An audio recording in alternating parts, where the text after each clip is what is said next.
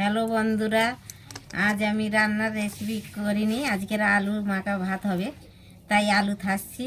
এই যে শুকনো লঙ্কা ভেজেছি, পেঁয়াজ ভেজে নিয়েছি, আলুটা মাখছি, নুন দিয়েছি আর লঙ্কা ভাজা দিয়ে মাখছি আলুটাকে।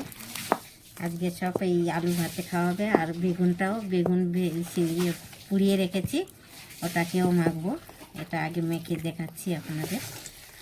আজকে সব ভাতে সিদ্ধ ভাতে খাওয়া হবে আমাদের ঠান্ডার সময়। সিদ্ধ ভাতে ভালো লাগবে, আলু ভাতে আলু মাখা আর বেগুন পোড়া খুবই ভালো লাগবে, তাই আপনাদের দেখিয়ে দিচ্ছি। এটাই মাখছি এখন। অনেকে ভর্তা বলে, আমরা থাসা বলি, তাই কে কেমন খান সেরকম করে খাবেন আপনারাও। আমাদের আলু থাসা হচ্ছে। বন্ধুরা, আলু থাসা দেখিয়ে দিয়েছি, এবার আমি বেগুন থাসছি। কাঁচা পেঁয়াজ নিয়েছি, একটা শুকনো লঙ্কা, দুটো কাঁচা পেঁয়াজ একটু তেলে ভাজা হয়েছে তাই, আর তেল দিয়েছি, নুন দিয়েছি।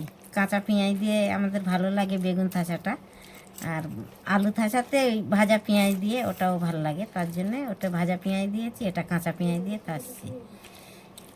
আজকের আমাদের আলু থাসা বেগুন থাসা দিয়ে আজ খাওয়া হবে। আর আপনারাও এমনি করে খাবেন, ভালো লাগবে। ঠান্ডার সময় খেতে ভালো লাগে থাসা দিয়ে। ভালো লাগলে আপনারা লাইক কমেন্ট শেয়ার করবেন। ধন্যবাদ, থ্যাংক ইউ।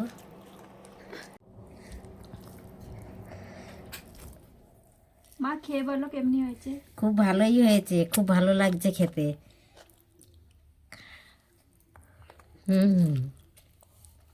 খুব ভালো হয়েছে।